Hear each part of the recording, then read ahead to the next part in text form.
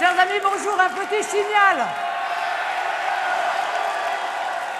En votre nom à tous ceux qui n'ont pas pu rentrer dans cette salle et qui suivent ce meeting à l'extérieur, à l'espace bar, devant un écran géant, nous sommes ensemble et je viendrai d'ailleurs chanter avec eux dehors aussi la Marseillaise à la fin du discours.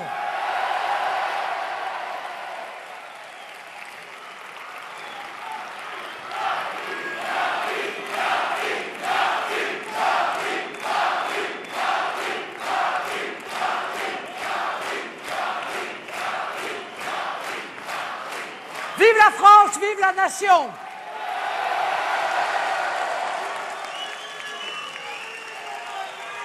Non, ce n'est pas par la fin que je commence.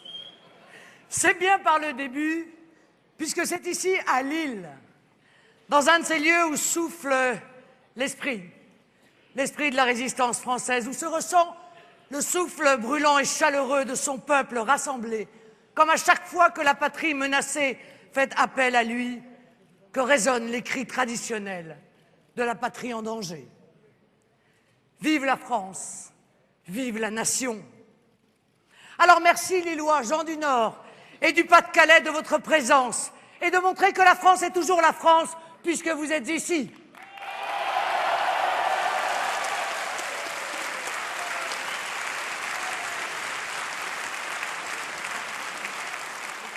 Vous voyez, votre enthousiasme et votre chaleur m'inspirent tout autant que le souvenir des sièges héroïques subis par Lille et dont le dernier, en 1940, fut encore plus glorieux que les autres. Car de Bouvines à Rocroi, de Wattignies à Mêlée-les-Flandres en 1914, c'est souvent ici que s'est jouée la survie de la patrie. Et celle-ci n'a jamais fait en vain appel à vous. Et vous êtes là aujourd'hui comme vos pères, vos aïeux l'ont été avant vous. Mais si votre présence me réchauffe le cœur, elle ne me fait pas oublier mon trajet à travers la région. Un chemin de croix, pas d'une promenade. C'est au milieu de cimetières industriels, de mines fermées, de ces terrils, tristes survivances de notre puissance passée, que je suis allé vers vous. C'est au milieu de ces usines désertées ou réduites, au profit de celles que Renault construit au Maroc, enseignant les ateliers de Douai, que je suis venu. C'est par ma chère Hénin-Beaumont, ville symbole de souffrance et de la désespérance de notre peuple, que je suis arrivé. Et c'est la vue de ces fantômes, de notre grandeur industrielle passée, par la rencontre de ces longs cortèges de chômeurs abandonnés. C'est cela qui est à l'origine de la rage que j'ai senti monter. Rage que provoque cette humiliation nationale, incarnée par cette misère grandissante et sur laquelle les deux candidats de droite et de gauche à l'élection présidentielle, je devrais dire les deux préposés au recouvrement des créances bancaires, Nicolas Sarkozy et François Hollande, versent des larmes de crocodile.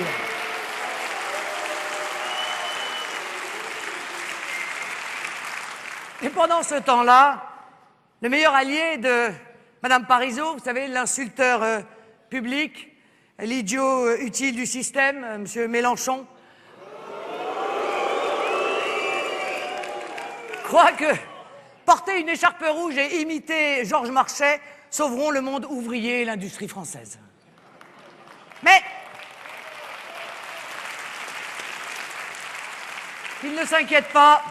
Son inévitable et prévisible, d'ailleurs, appel à voter François Hollande lui vaudra bien une bonne place d'écarisseur de peuple. Je veux dire, de ministre dans un gouvernement de gauche qui finira, comme celui de Jules Le Moc, par faire tirer sur les ouvriers, refusant d'accepter le sort promis aux travailleurs grecs.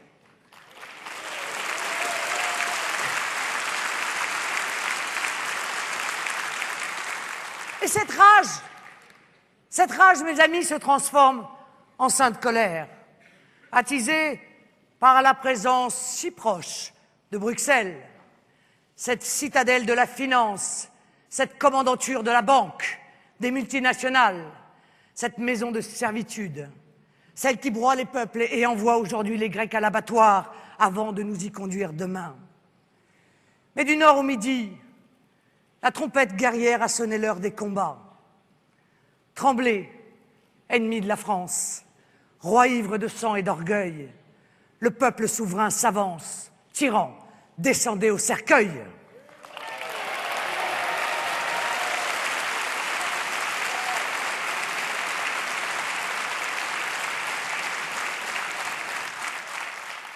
Car voilà que s'élève dans le monde une grande espérance. C'est le combat des nations contre la mondialisation. Oui, face à la tyrannie du profit, à cette loi d'airain de l'égoïsme et de la cupidité, produisant chaque jour des bénéfices plus obscènes, face à ces rémunérations honteuses, voilà que s'oppose la grande fraternité des peuples. Car ces milliards engrangés par les multinationales dans cette période de crise, fruit de leurs erreurs, ne les empêchent pas de réaliser des profits historiques, produits scandaleux de la sueur des peuples. La crise? Mais quelle crise? Et pour qui? Lorsque les rémunérations flambent comme jamais, que les profits explosent comme jamais, et que jamais n'a été aussi riche une aussi petite minorité. C'est de cette minorité dont Nicolas Sarkozy a été le président durant 5 ans. Et il entre en campagne et croit pouvoir prendre prétexte de la crise pour expliquer tous ses échecs, refusant d'ailleurs au passage d'assumer sa propre responsabilité. Sa stratégie, mes amis, vous l'avez déjà décryptée. Elle est conforme au coup de 2007. Souvenez-vous, nous raconter un conte de fées dans lequel la France, pendant 5 ans, n'aurait été gouvernée par personne. Et dans lequel le candidat Sarkozy serait radicalement différent d'ailleurs du président sortant. Pas de bilan, pas de passif, oh là là, pas de passé. Et quelques grosses, bonnes annonces bien électoralistes, complètement déconnectées de ce qu'il a fait pendant tout le long de son mandat pour mieux manipuler. Vous savez, la stratégie du « plus c'est gros, plus ça passe ».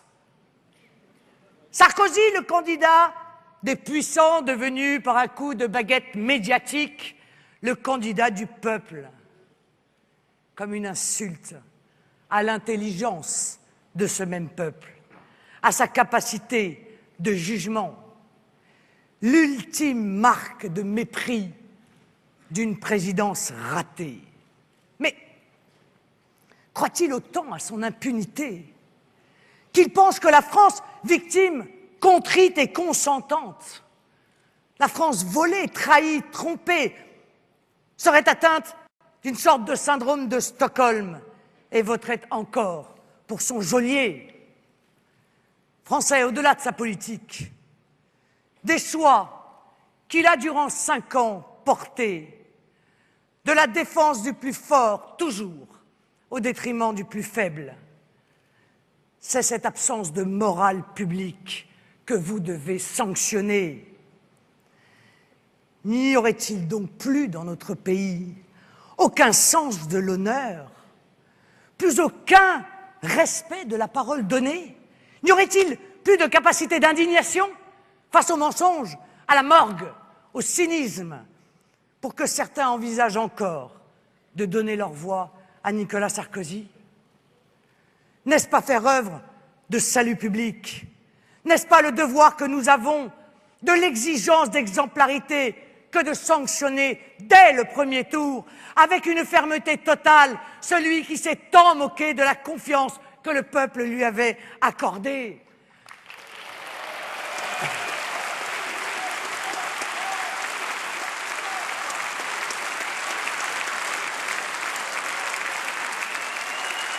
Comme un signal, mes amis, très clair, à tous ceux dans la vie politique qui font ou qui seraient tentés d'agir comme lui.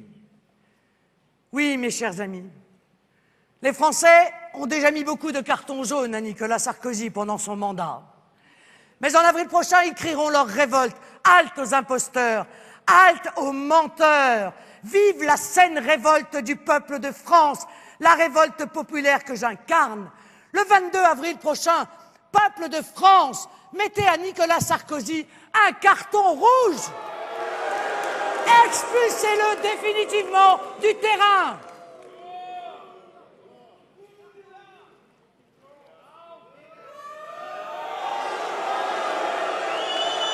Là, je crois qu'il va vous entendre.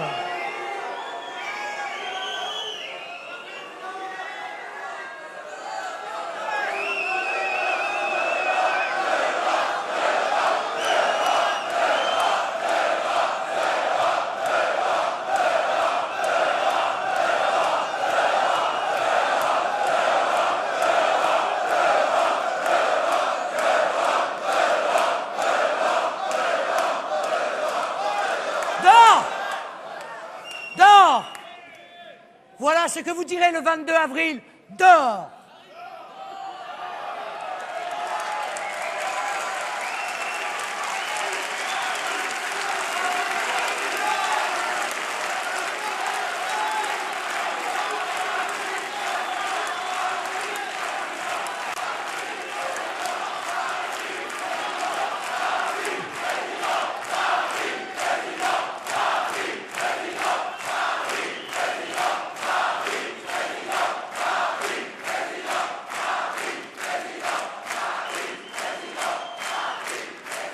Mes amis,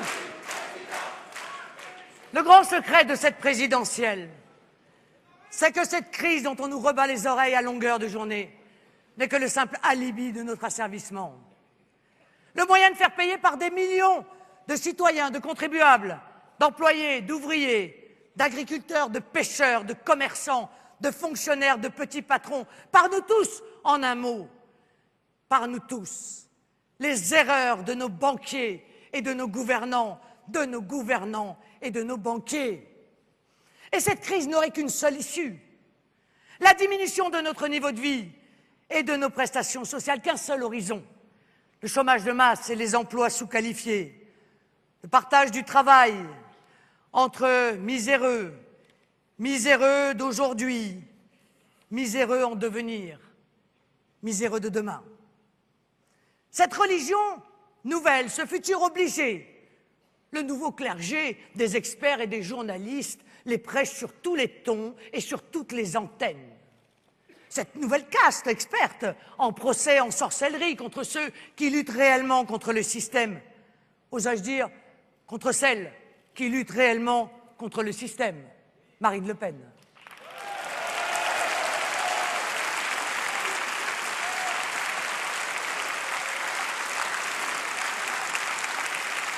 Le traitement, mes amis, le traitement qui m'est réservé en fait foi.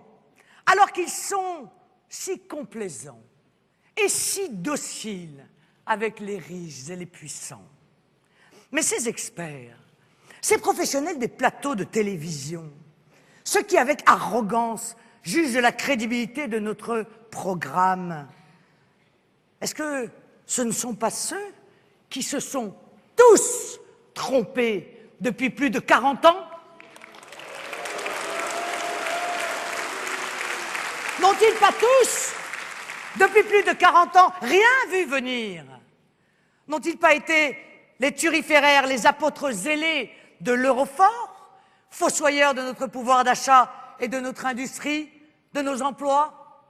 N'ont-ils pas défendu l'Europe avec ses frontières passoires, ses réglementations insensées et son alignement inconditionnel sur l'Amérique? Alors, sachez, mes chers amis, que s'ils nous regardent de haut, c'est qu'ils sont jugés sur l'Himalaya de leurs erreurs.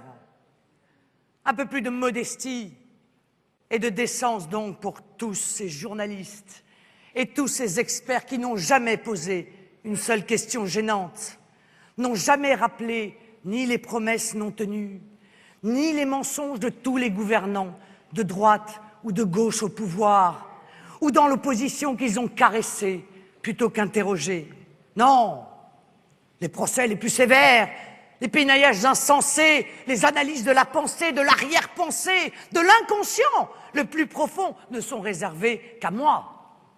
Le décortiquage minutieux est toujours orienté, vous aurez remarqué d'ailleurs, pièce par pièce, mot par mot de mon programme ou de mes positions politiques. Ils me les réservent. Et, miracle de leur génie collectif, sans m'avoir lu ni écouté.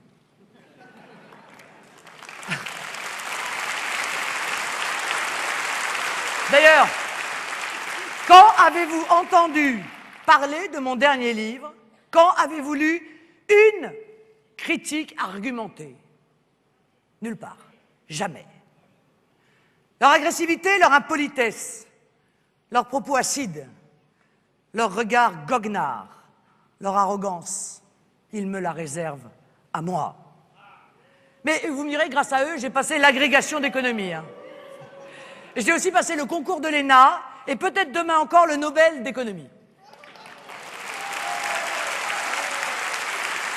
Merci. Si. D'ailleurs, si par malheur je donne la marque de mon rouge à lèvres, on me demandera si j'en connais le mode de composition, les moyens de sa fabrication et bien sûr le nom et l'adresse des ouvrières qui le fabriquent.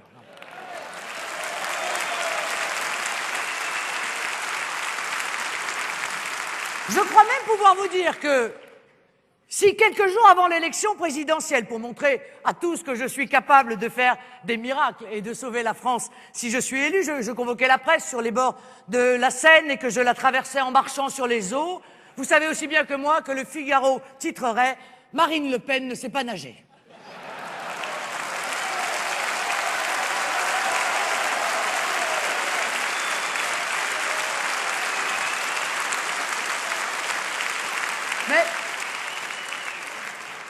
Mais si ce traitement est réservé à moi et à moi seul, c'est qu'ils savent tous que je suis la voix du peuple, la voix de notre peuple, votre voix.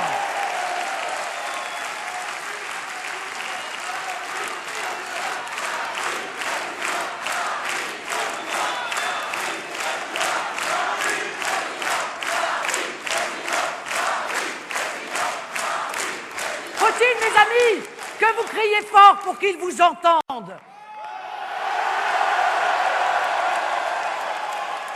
Alors que cette voix, ils l'étouffent, ils la nient. Ils ne veulent pas l'écouter comme ils n'ont pas voulu l'entendre quand vous avez refusé le traité constitutionnel européen et qu'ils l'ont appliqué contre votre volonté par le vote du Parlement. Alors, puisque je viens vous appeler à ce grand combat qui s'engage aujourd'hui dans le monde, celui des nations contre la mondialisation, j'entends déjà les hurlements de tous ceux que je viens d'évoquer. Je les vois déjà trépigner sur leur fauteuil de direction en paraphrasant Mitterrand. La nation, c'est la guerre. Le libre-échange, c'est la paix. Le libéralisme serait la paix. Mais bien sûr que non. Il n'y a qu'à ouvrir les yeux. De la Serbie à l'Irak et à l'Afghanistan, le libéralisme, c'est la guerre. Comme le démontreront demain l'Iran, le Pakistan peut-être. C'est guerre. C'est guerre. C'est guerre, mes amis, pour le pétrole. Maquillés comme des filles de joie, sous le prétexte d'apporter la démocratie au peuple, mais en réalité, pour étendre encore le terrain de chasse des rois de la finance et des seigneurs de la banque. En vérité, je vous le dis, l'alliance des nations libres, c'est la paix, la croissance retrouvée, le commerce équitable restauré, la concurrence organisée, équilibrée pour le développement harmonieux des nations dans le respect de la véritable écologie, pas celle du retour au Moyen-Âge et à l'élevage des chèvres sur le Larzac, éclairé à la lampe à pétrole, mais l'écologie réelle, celle qui permet à chacun de vivre et de travailler dans son pays, de produire national et donc de moins transporter, de moins polluer, de s'épanouir dans son cadre de vie avec ses traditions et ses différences qui sont la richesse du monde.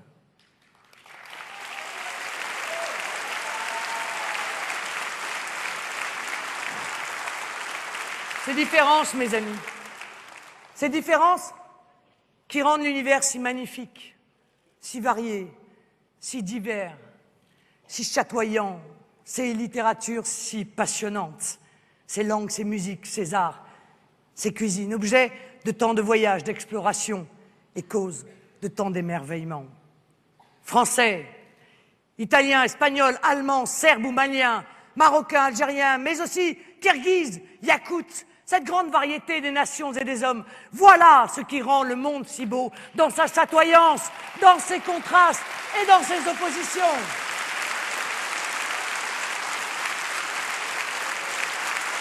Et nous le voulons ainsi. Cet univers maintenu aussi divers qu'aujourd'hui, à la différence de ceux qui ne s'intéressent qu'à la diversité animale ou végétale. Eux qui veulent transformer l'ensemble de l'humanité en un gigantesque supermarché, où l'homo economicus, consommateur compulsif, gavé de Coca-Cola ou de McDo, les yeux rivés sur un écran Sony ou Samsung, chaussé d'Adidas et portant le survêtement et la casquette à l'envers, oublie son histoire et ses traditions au profit des multinationales qui l'exploitent à coups d'entente et de fausse concurrence.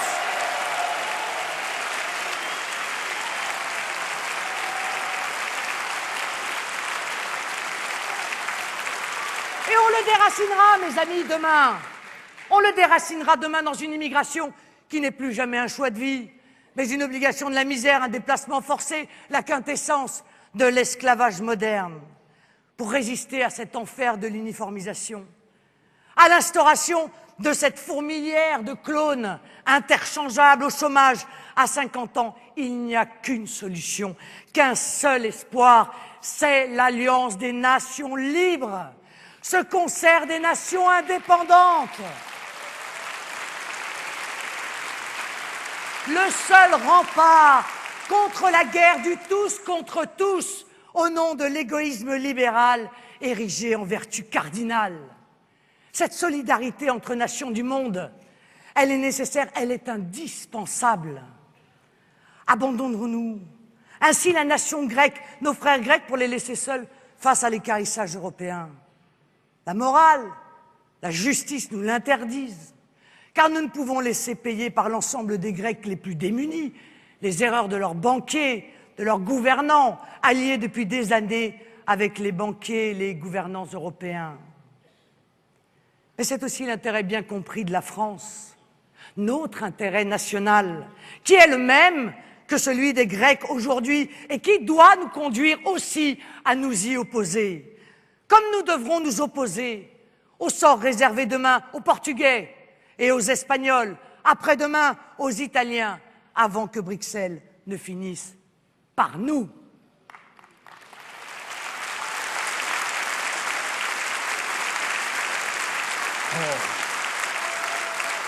Chers amis, ça vous a tout de même pas échappé. Vous le voyez bien. Nicolas Sarkozy a commencé le travail de préparation. Nous menons tout droit à l'abattoir européen, cet eurofascisme dont parle Emmanuel. Notre indigne président, Nicolas Sarkozy, qui n'a de cesse de vanter l'Allemagne et son absence de salaire minimum. Lui qui ne rêve que de fusion entre nos deux pays, de l'alignement de nos fiscalités et de nos systèmes de protection sur le moins-disant allemand. Lui qui pense tous les jours en se rasant aux gants de fer de Madame Merkel. Le discours de Toulon II était bien le naufrage de la souveraineté française. Prononcé par un Sarkozy ignorant d'histoire à l'endroit même où la flotte française se sabordait en 1942. Car ce candidat de la France morte, vous l'avez déjà vu à l'œuvre depuis 15 ans déjà, qu'il est ministre ou président, de la parole d'ailleurs surtout, pour parler vite et haut, mais pour ne rien faire.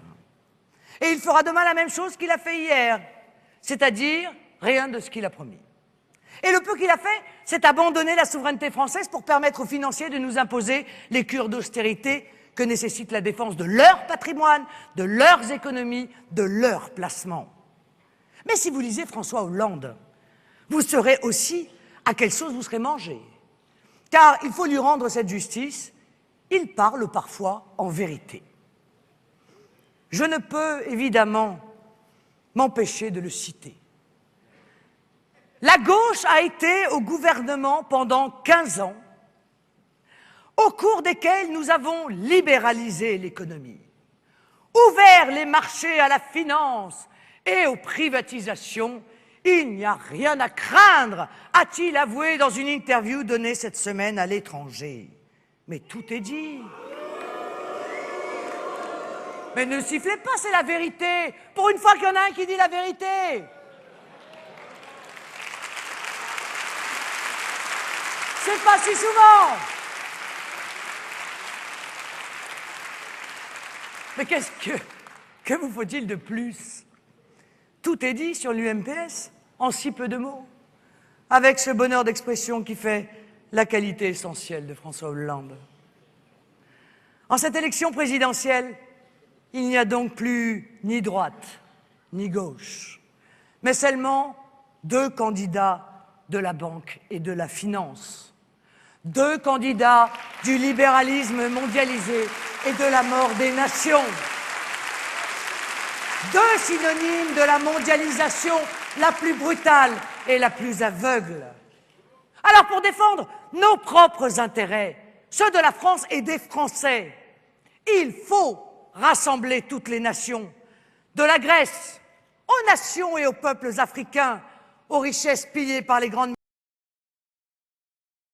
par la mondialisation, l'Afrique, qui s'est toujours appuyée sur des dirigeants corrompus, toujours soutenus par l'Europe, avant qu'elle ne les abandonne quand ils ne servent plus, comme l'ont été les anciens invités de notre président, Ben Ali, Moubarak, Kadhafi, Bachar el-Assad.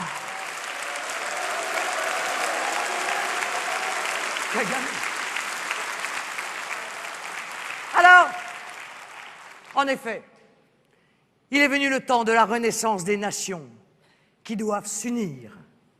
Parce que face à ce capitalisme financier mondialisé, à ce libéralisme sans limite, à cette loi du libre-échange qui n'est que l'idéologie de l'exploitation, face au slogan des patrons de banques, des sociétés du CAC 40, face à ces multinationales et aux gouvernants de droite et de gauche qui les soutiennent et dont l'unique devise est « riches de tous les pays, unissez-vous », moi j'oppose « patriotes de tous les pays, unissez-vous ».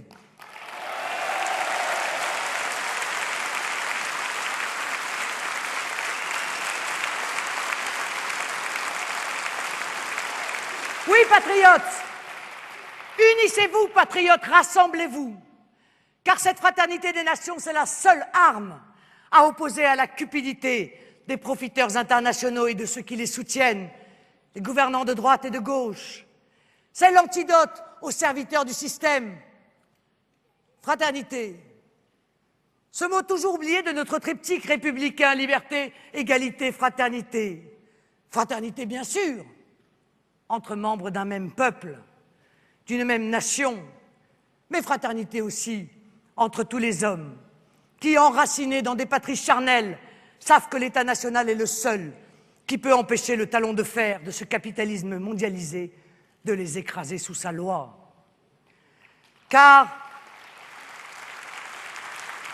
mes amis, ne vous y trompez pas, la liberté dont il parle et dont il se goberge jour après jour, c'est celle du renard dans le poulailler, celle qui permet au fort d'exploiter le pauvre, celle qui empêche le travailleur de défendre ses droits tellement il a peur du chômage.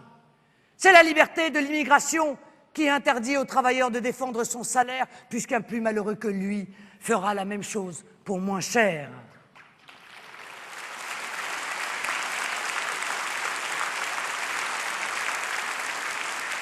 La liberté dont il parle, c'est celle qui leur permet d'avoir fait passer le multiple de rémunération entre le salaire d'un patron du CAC 40 et d'un ouvrier de 20 à 200 fois. Vous le voyez bien, la liberté et l'égalité ne sont rien si elles ne sont pas réunies par la fraternité, transcendées, sublimées par la fraternité. Et cette fraternité, elle ne peut s'exercer évidemment qu'en dans le cadre de la nation. Car ces messieurs qui se glorifient, se targuent de défendre la République, mais quelle République défendent-ils? La République populaire de Chine? La République islamique d'Iran? L'Union des républiques socialistes soviétiques de Staline? Comme si la République était un concept déraciné, évanescent, sans attache. Notre République, la République, n'est universelle, n'est un apôtre de la liberté, de l'égalité et de la fraternité que parce qu'elle est française, essentiellement française, charnellement française.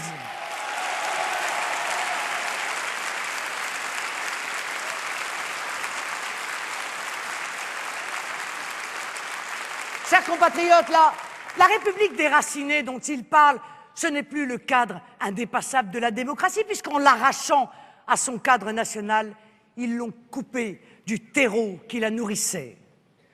Oui, la nation, c'est le cadre de la démocratie républicaine, celle où le citoyen a sa place et où il participe à l'œuvre commune par l'exercice de son droit de veto, grâce au bulletin de vote, qui est l'ultima ratio du citoyen dans une véritable démocratie. Une démocratie où le pouvoir du peuple, celui qui l'exerce à chaque élection, ne lui est pas confisqué. Quand on ne transforme pas son non à l'Europe en oui au traité européen en l'imposant par le Parlement, ou quand on ne tente pas d'empêcher une candidate, vous voyez laquelle, je suppose, représentant de 20 à 30% des électeurs, de se présenter à l'élection présidentielle. Mais vous savez, vous verrez que ces monstruosités démocratiques n'ont été possibles encore et toujours que grâce aux mensonges. Déclarés, déclamés même, assumés, relayés, amplifiés, souvent.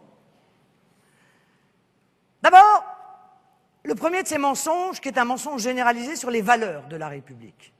Il a commencé parce qu'il n'y a pas de République sans nation et de nation sans souveraineté. Ainsi, quand on va à Bruxelles abdiquer l'ensemble des éléments essentiels du pouvoir régalien de l'État-nation, en commençant d'ailleurs par la monnaie, on est un État asservi. Ce mensonge généralisé sur les valeurs de la République, il a continué avec le communautarisme, institué comme moyen de gouvernement par Nicolas Sarkozy. Toutes les communautés peuvent maintenant bénéficier des promesses et des actions aujourd'hui, non seulement de Nicolas Sarkozy, mais aussi de François Hollande. Toute la nation fragmentée en communautés oublieuses de l'intérêt général, elles qui sont les enfants chéris de tous les candidats du système. Ce mensonge généralisé sur les valeurs de la République s'est poursuivi avec les atteintes permanentes à la laïcité, sollicitée, obtenue bien sûr, par les plus extrémistes de toutes les religions et en particulier, vous le savez, par les islamistes radicaux.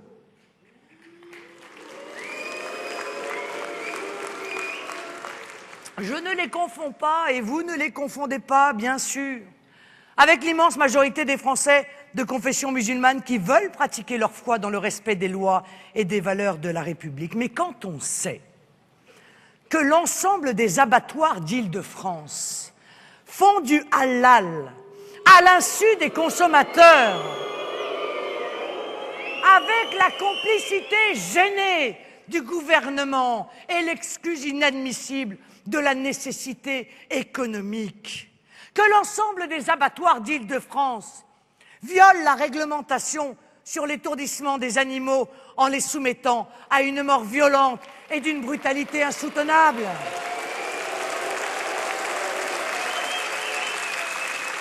Que donc, sans que nous le sachions, tous les abattoirs d'Île-de-France se sont donc soumis à une règle imposée par une minorité, mais on a des raisons d'être révoltés.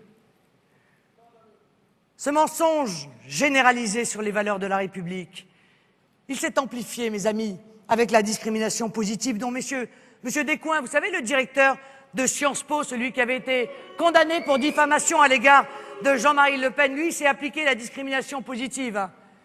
C'est passé par une augmentation spectaculaire de son salaire. C'est moi d'abord pour lui, la discrimination positive. Mais qu'est-ce que c'est que cette discrimination positive? La discrimination positive, elle représente pour nous l'insupportable et hideux rejet de toutes les valeurs républicaines d'égalité devant le concours, devant l'examen, la seule protection du pauvre et de l'anonyme. Ce mensonge généralisé sur les valeurs de la République s'est incarné comme un symbole paroxystique dans la destruction de notre école républicaine. Autrefois garante de la mixité sociale et de l'ascension à une condition supérieure possible alors pour chaque citoyen. Et voyez-vous, mes chers compatriotes, cette longue litanie des atteintes à la nation, à l'unité nationale, à la République et à la démocratie n'est rien à côté du monstrueux mensonge que je veux dénoncer ici avec vous. Il est en effet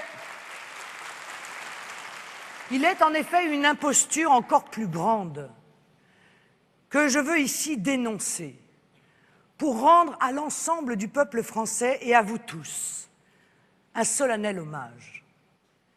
C'est devant l'immense dignité des Français face aux injures et au mépris que je m'incline. Car le mensonge le plus éhonté, c'est celui qui fait du peuple de France un peuple de beaufs, égoïstes, veules et racistes. Surtout celui qui veut voter pour Marine Le Pen.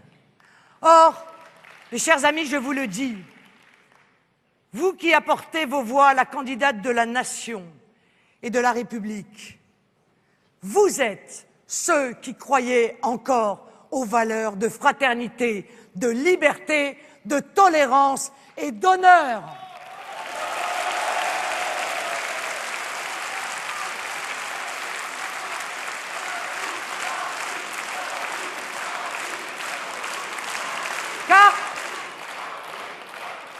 Car mes amis, s'il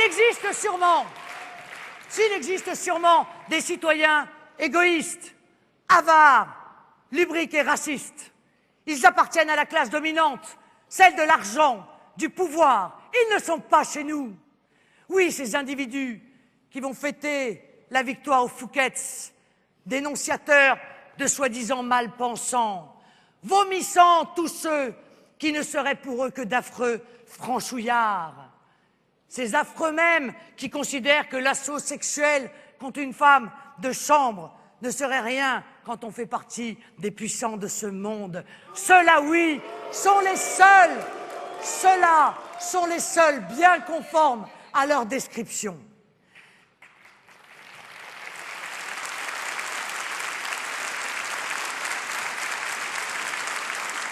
C'est pourquoi, en cet instant, je veux rendre hommage à notre peuple et à son histoire. Chaque fois que la France a été menacée, de Bouvines, où les milices communales sauvèrent Philippe Auguste, au temps où toutes les jeunes filles de France filèrent pour payer la rançon de Duguesclin, de Jeanne d'Arc aux volontaires de Valmy, on n'a jamais fait appel en vain à notre peuple, aux petits et aux sans-grades. Rappelez-vous aussi que lors de la Commune de Paris, quand le petit peuple des ouvriers, artisans et petits patrons se souleva en refusant de livrer ses canons aux Prussiens, ce fut Versailles, l'autre nom de Neuilly, qui signait une paix honteuse avec l'Empire allemand pour pouvoir dès le lendemain commercer de nouveau. Et notre peuple, de Verdun au plateau des Glières, de la reconstruction d'après-guerre au traité de Maastricht, c'est celui de la grande nation.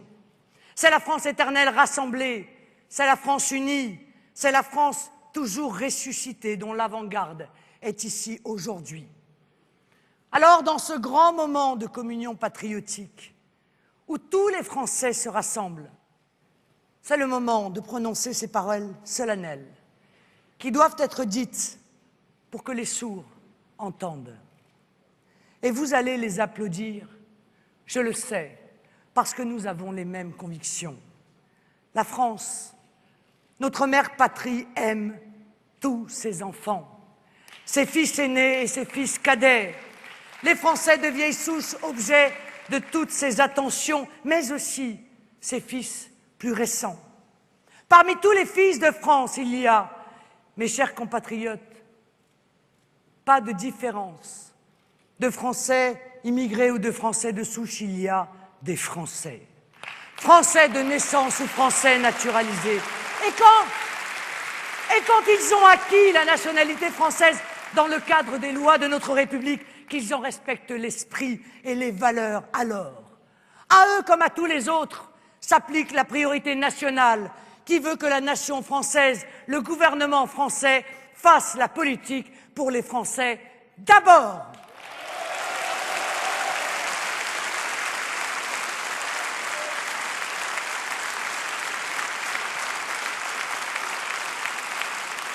Oui, la France aime tous ses enfants, tous les Français, et c'est pour cela qu'elle doit aujourd'hui, dans notre situation de crise, lutter avec vigueur contre l'immigration clandestine, contre ce fléau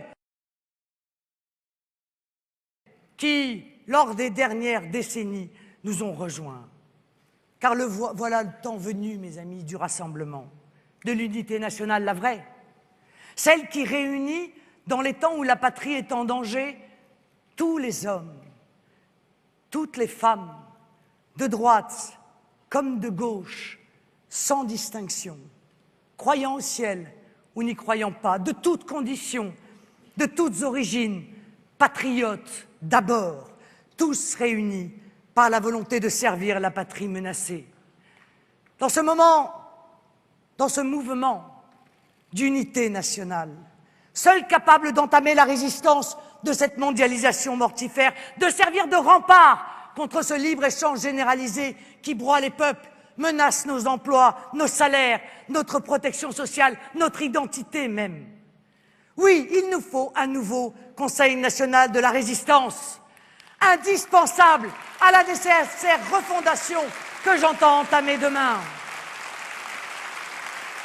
Mes amis, cette refondation, elle est la seule qui peut nous permettre de nous redonner un avenir, de faire espérer un futur exaltant pour nos enfants. Et dans ce grand combat qui commence, nul ne demande ni le passé, ni les origines, ni le parti, ni les convictions anciennes. Une seule suffit, l'amour de la nation et de la République, la certitude que notre destin d'homme libre, c'est de s'enraciner dans notre patrie pour en faire un lieu retrouvé du développement harmonieux des hommes et des femmes de France.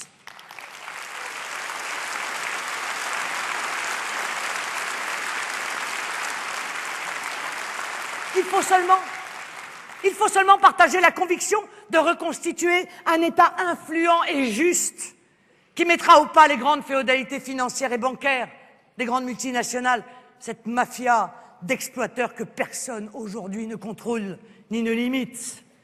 Il faut aussi être convaincu que toute sortie de crise ne peut s'envisager que dans un juste partage des sacrifices à consentir pour restaurer la situation de la France. Car rien n'est plus inadmissible, plus toxique pour la survie de la démocratie que la coexistence d'une richesse insolente et d'une misère inacceptable. Sans la justice sociale, il n'y a pas de nation rassemblée, forte, unie. Il n'y a pas de réforme possible si un gouvernement comme celui de Nicolas Sarkozy ou celui que voudrait instaurer François Hollande, c'est le même, n'est que le gouvernement des intérêts des banquiers. Alors, puisque nous sommes Français, c'est Blaise Pascal qui nous dit qu'il faut donc mettre ensemble la justice et la force, et pour cela faire que ce qui est juste soit fort, ou que ce qui est fort soit juste. Voilà l'urgente nécessité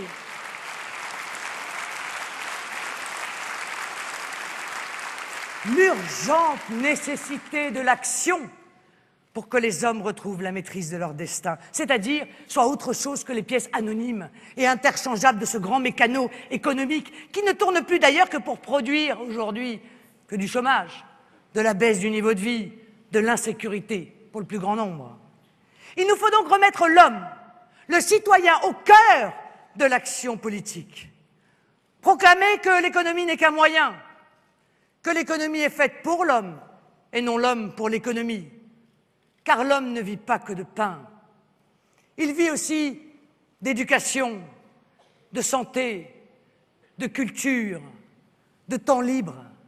Il vit de projets, de l'espérance de s'élever au-dessus de sa condition, de se créer un destin pour lui et pour sa famille. Alors nous, Français de la grande nation, mères des arts, des armes et des lois, oublions-nous que Louis X le Hutin, le 13 juillet 1315, supprimait l'esclavage par ce magnifique édit qu'il promulguait et dont la disposition magnifique indiquait que poser le pied sur le sol de France affranchissait.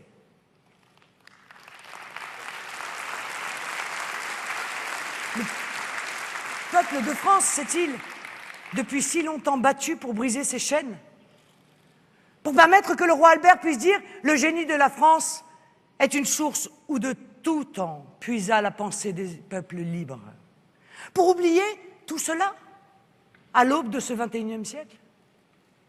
Le peuple français a-t-il porté d'un bout à l'autre du monde le culte de la liberté? A-t-il aboli l'esclavage en 1848 pour accepter aujourd'hui la servitude, la prison pour dette? Car cette rigueur, n'est-ce pas le paiement par les citoyens des erreurs de leurs élites, le remboursement des dettes contractées par d'autres, La Fontaine revenue et faisant payer aujourd'hui par les fourmis que nous sommes les dépenses insensées des cigales qu'ils sont?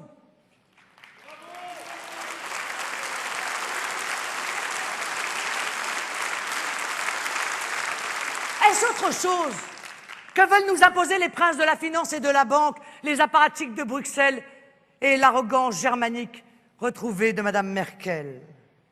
Oh, cette arrogance qui n'est pas non plus consubstantielle au génie national de nos amis allemands, mais bien causée par les innombrables renoncements de souveraineté nationale consentis par Nicolas Sarkozy et tous ceux qui l'ont précédé. Voilà ce qui a entraîné, les amis, lorsqu'ils ont arrimé le franc aux marques, notamment. Voilà une des raisons de la survalorisation de notre monnaie, la destruction de notre industrie, d'une partie de notre commerce, de notre agriculture. Alors quand tout le système veut continuer dans cette voie, vous le voyez bien, il n'y a plus ni droite ni gauche, ni d'opposants d'ailleurs au capitalisme mondialisé, il n'y a que des adeptes, des complices ou des collaborateurs. Et face à eux, tous, il y a cette immense foule des victimes, méprisées, trompées, maltraitées, bâillonnées. Et pour les défendre, pour faire entendre leur cri, le cri de la patrie souffrante, la voix du peuple, il n'y a que nous.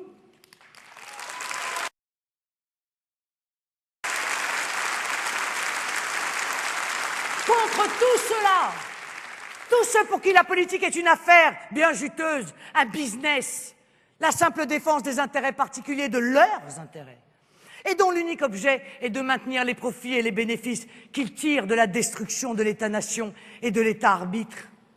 Contre tous ceux qui acceptent la mondialisation et son cortège de destruction de notre enracinement, de notre cadre de vie, de notre environnement, de notre avenir commun. Il y a nous, il n'y a que nous, qui leur rappelons inlassablement, corps de l'État national, garant de l'intérêt commun, il n'y a point de salut. Nous savons que seule l'union des patriotes dans notre pays, d'abord, l'alliance des patriotes de tous les pays, et tout d'abord des patriotes européens, est le seul moyen de sortir de ce système mortifère.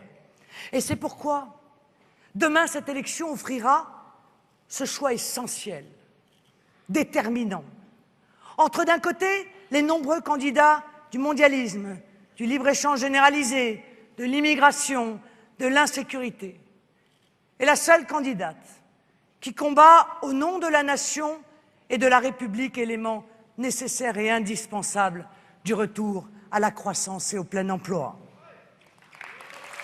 Oh.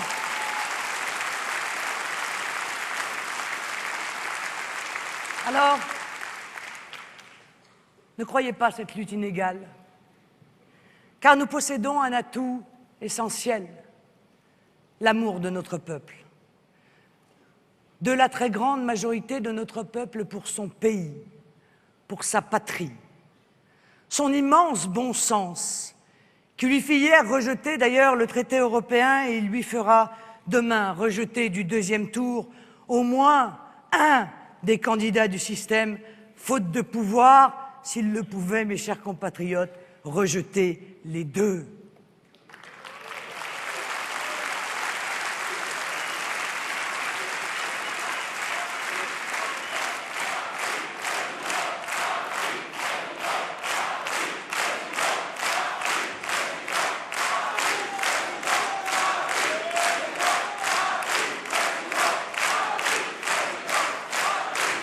Mes chers compatriotes, la République nous appelle.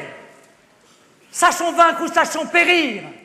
Un Français doit vivre pour elle, un Français doit mourir. Moi, c'est vaincre. Donc, à vivre que je vous appelle. Vive la France, vive la nation, vive la République!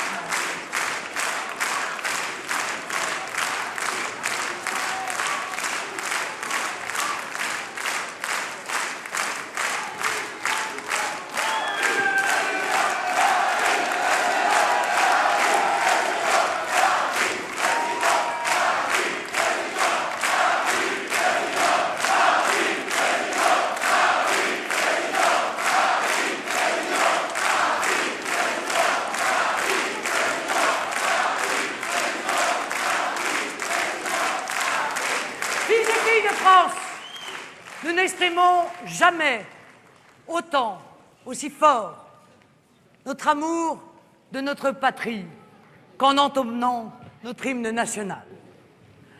Allons, enfants de la patrie, le jour de gloire est arrivé. Contre nous de la tyrannie, l'étendard sanglant élevé, l'étendard sanglant élevé. Entendez-nous dans nos campagnes, mugir ces féroces soldats, qui viennent jusque dans nos bras, égorger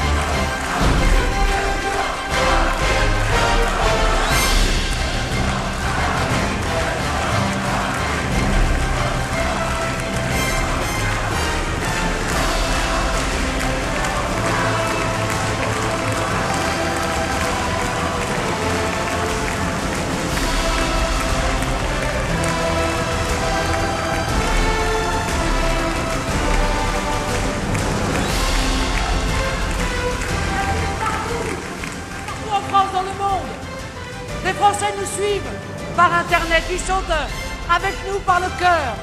Et ils veulent aussi participer au grand combat de demain. Un signal pour eux.